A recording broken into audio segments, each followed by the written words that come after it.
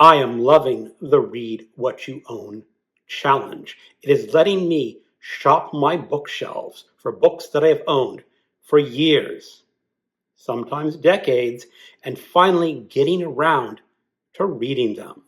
Since I read print, digital, and audiobooks, there's going to be 3 of these videos about me shopping my shelves.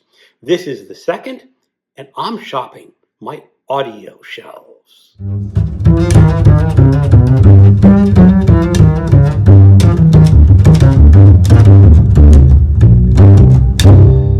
Hello, welcome to my channel, Another Bibliophile Reads. My name is Greg, and this is the 4th annual Read What You Own challenge, created by that evil mastermind, Criminale. In the first year, Criminale challenged himself to read 100 books that he already owned before buying another book. And a number of fools, like me, took on that challenge for themselves. And since then, it's become an annual tradition, and more people are joining in on this challenge. This 4th year, this event is hosted by Criminale, myself, Another Bibliophile Reads, MJ at Reading This Life, and Crystal at Fiber Artsy. Over the past years, we've added tier systems because the first year it was just 100 books, and not a lot of people wanted to take that up. In the coming years, we added tiers where people could choose the number of books that they wanted to challenge themselves to. And this year, we've added a page count system. The page count system was my brilliant idea because over the last 3 years when I did this challenge, I was always encouraging myself to read shorter books to get through the challenge quicker. A page count challenge allows me to pick up longer books and feel like I'm making an equal amount of progress. In this challenge, we have 4 official tiers. Platinum is 100 books or 25,000 pages. Gold, 75 books or 18,760 pages. Silver, 50 books or 12,500 pages. And bronze, 25 books or 6,250 pages. I am going for the platinum tier, and I'm definitely doing the page count. I am going to show 21 audiobooks that I may read. I actually think I will finish this challenge before getting to the end of this audiobook list. Now, my list is not the order that I intend to read the books in. I have roughly made a list of by genre and publication date, just so there's a semi-order to the system, but not an order that I will be reading in.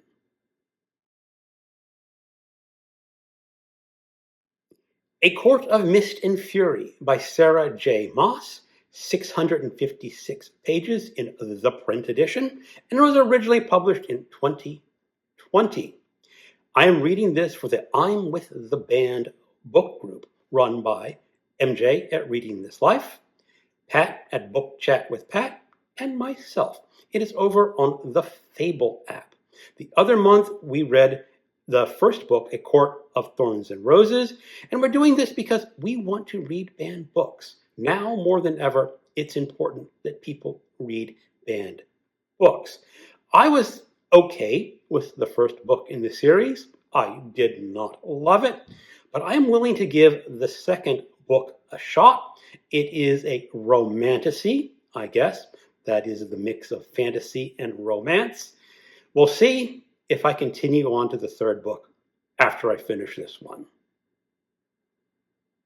The Lonesome Crown by Brian Lee Durfee, 1,085 pages in the print edition and originally published in 2022. This is the third book in the 5 Warriors Angels trilogy, and it is a fantasy book.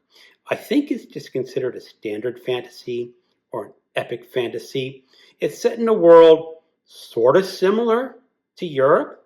It has elves, it has dwarves, it has other traditional fantasy creatures, and I've actually enjoyed the first two books.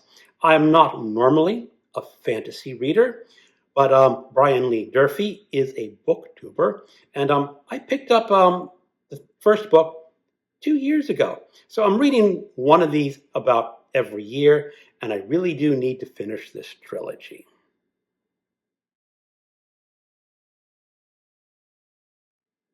Attic by Katherine Dunn, originally published in 1970, 144 pages in the print edition. Her novel, Geek Love, is one of my favorite novels.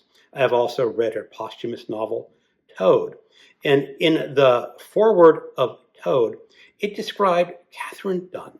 She was in her mid-60s, maybe early 70s. She was living in Portland, and this young punk decided to mug her.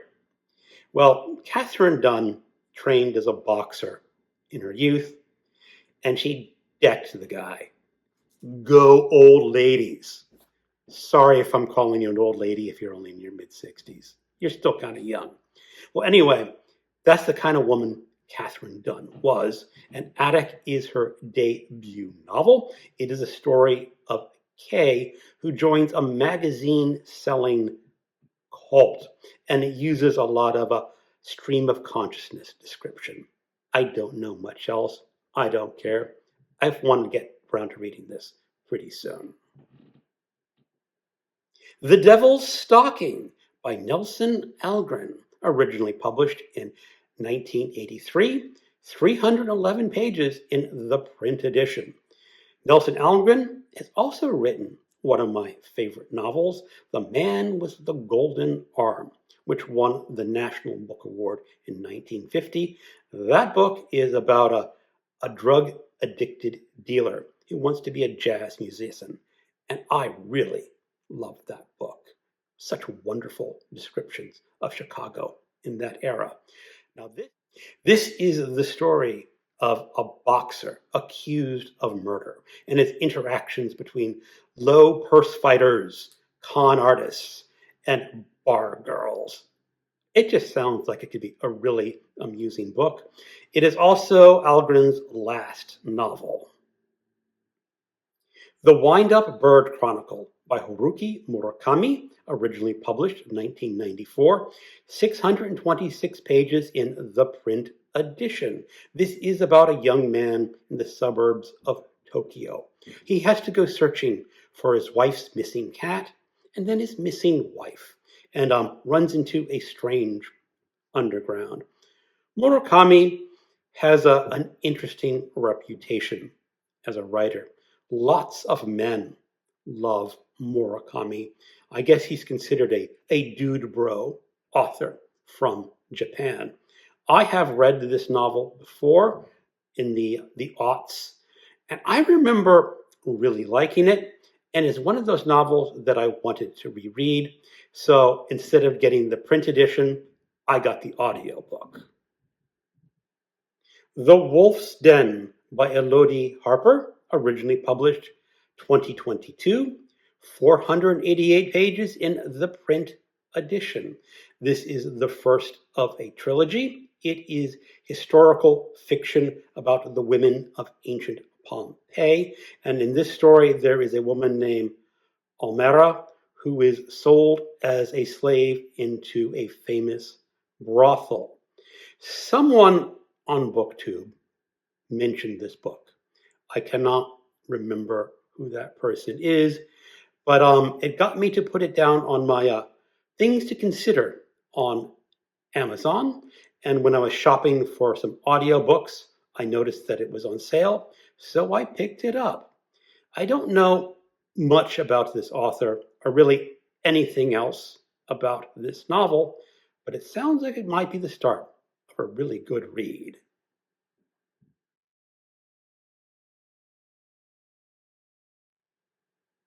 Rosemary's Baby by Ira Levin, originally published in 1967 and is 257 pages in the print edition. This is one of the most famous horror novels of the 20th century. It is also a book that I have read before. and want to reread. It is the story of Rosemary in an exclusive or a upscale New York apartment. And she's going to have a baby. And who is the father of that baby? The Devil Crept In by Ania Ahlborn, originally published 2017, 386 pages in the print edition. Ahlborn is a rather up-and-coming horror author, I think. I have read one other novel by her. I did not make notes of the title, but it was the one about a boy adopted into a family of cannibals. I liked it a lot. This story is set in Oregon. It is about a young boy that goes missing, and there's a furor to find him because the first 48 hours is the most important when you're trying to find a missing person. But it turns out that this boy may not be the first person to go missing in this town in Oregon. The Long Goodbye by Raymond Chandler, originally published 1953, 268 pages in the print edition. This is the sixth of the Philip Marlowe series. Chandler is really a magnificent author, and he got started late in life. I think he was involved in some sort of business insurance that he bombed out of. And had to turn to writing pulp short stories to survive. And what an amazing writer he became. The Big Sleep is, of course, the first of the Philip Marlowe books, still probably my famous, but I have never read The Long Goodbye. I have not read The Long Goodbye before. In this story, Philip Marlowe befriends a down-on-his-luck Army veteran who happens to be married to a wealthy nymphomaniac. I think the dead bodies are going to start piling up if Chandler is true to his form in other books. Cover Her Face by P.D. James, originally published 1962 and 305 pages in the print edition. This is the first of the Adam Dalgliesh series. I did read this book back in the late 90s. Honestly, I don't remember much about the story. I looked it up, and it's about Sally Jupp, a maid in a wealthy household. She is an unmarried mother at a time when unmarried mothers were kind of frowned upon. And this wealthy family is doing her a favor by hiring her as a maid. And then she turns up dead after a dinner party. That's really all I remember. I do kind of recall the character of Adam Dalgliesh, the gentleman police officer investigating the murder. Natchez Burning by Greg Iles, originally published 2014, 865 pages in the print edition. This is the fourth book in the Pen Cage series. I have read the first book in the series, and I have been told that you do not have to read books 2 and 3 to get on to Natchez Burning. I think this is his most famous novel. Pen Cage is a famous lawyer and a famous best-selling author who goes back to his hometown of Natchez, Mississippi. I hope I'm pronouncing Natchez correctly. And this town has a lot of history of racism and the KKK, and I'm told that this book is just absolutely fantastic. Munich by Robert Harris, originally published in 2018, 320 pages in the print edition. It is the story of Hugh, a rising star in the British diplomatic service. He has been assigned to number 10 Downing Street under the Prime Minister, Neville Chamberlain. So this is obviously an historical novel. It is also the story of Paul on the staff of the German Foreign Office. He is secretly part of the anti-Hitler resistance. Hugh and Neville Chamberlain are taking the overnight train to Munich, Germany, to have a meeting where Paul is involved. What could possibly go wrong? The Huntress by Kate Quinn, originally published 2019, 576 pages in the print edition. This is the story of Nina, a young Russian woman who dreams of flying. And during World War II, when Nazis attack the Soviet Union, she joins a legendary force known as Night Witches, an all-female night bombing squad.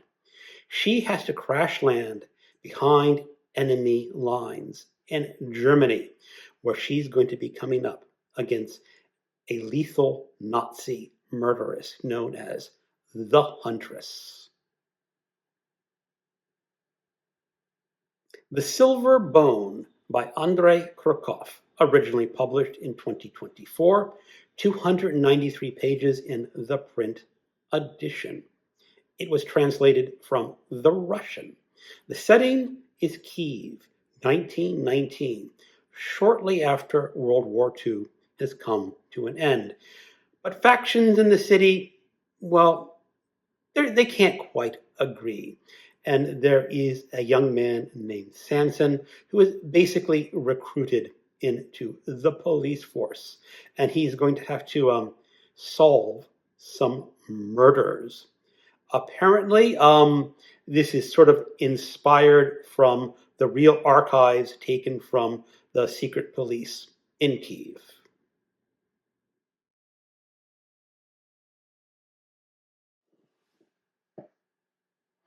Cat interlude time. This is Bella. Yes, she is my beautiful girl. I adopted her from the Fredericksburg SPCA. She was named Morticia at the shelter, but does she look like a Morticia? I don't think so. She's too beautiful to be a Morticia. So, Bella, you're the cat interlude. Mm-hmm. Say hello to everyone, Miss Bella. Okay, you went down.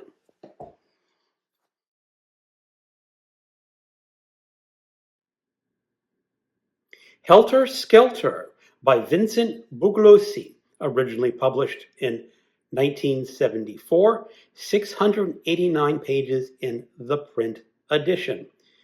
We have all heard of Charles Manson. You probably know the basic story about Charles Manson, but this is the most famous book written about that psychopath. I have never read it, but I always hear from people who finish it that is really a great work of nonfiction.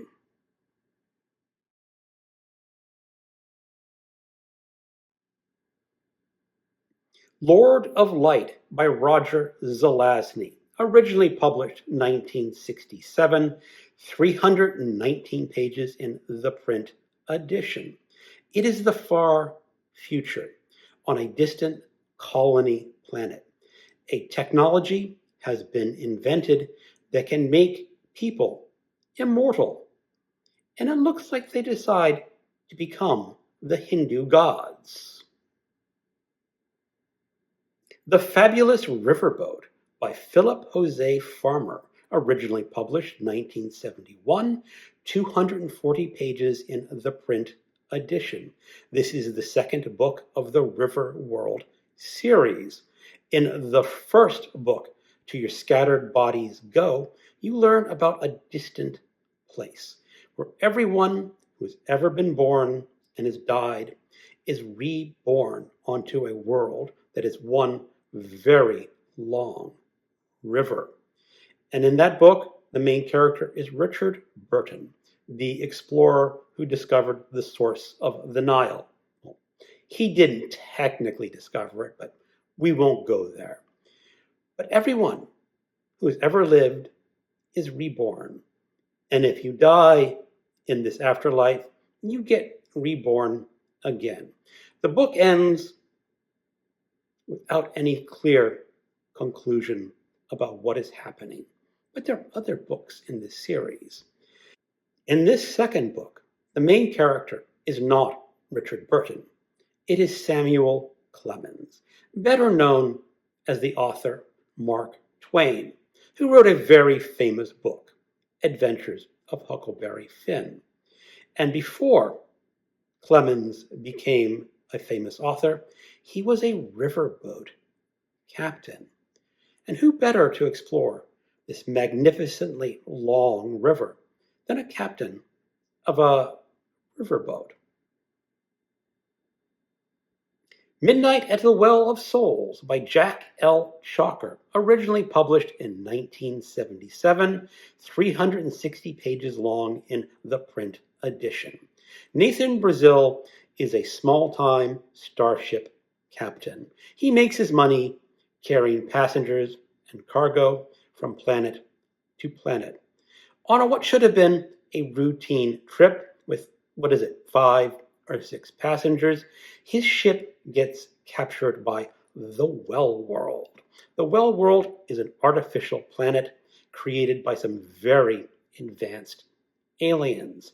And on this planet, all the land masses and all the oceans are divided up into hexes. And in each hex is a sample of every intelligent species of the known universe. And when you get captured by the Well World, the computer that controls this planet will send you down to live your life on the planet. But you do not get to keep your original species. So everyone on this starship with Nathan Brazil gets transformed into a different kind of life form that they were not born into. And they have to adjust what it is like to live in an alien body. And then try to discover a way off this planet and back to their original species. Citeen, books 1 through 3 by C.J.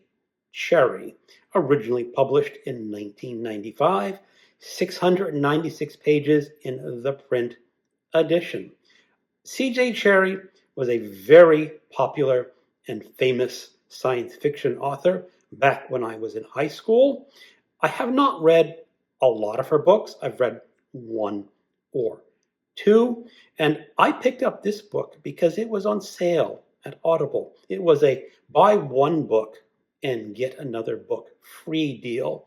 And there was a book that I wanted, and I just picked this one blind because it was free, and I was buying the other book. I don't know anything about the story, so I will go into this one completely blind. Cage of Souls by Adrian Tchaikovsky, 2023, 608 pages in the print edition. This is another case where I got it on a deal. Now, I do like Adrian Tchaikovsky novels. I read The Children of Time, perhaps the best science fiction novel that features spiders, and his trilogy, The Final Architecture.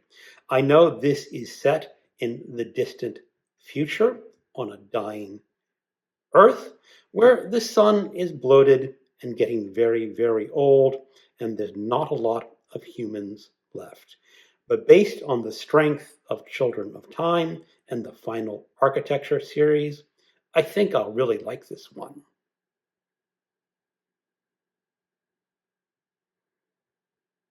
Okay, those are some audiobook possibilities for my Read What You Own challenge. If any of these books sound interesting, leave a comment. I'd be interested to know. Thank you for watching, and keep on reading.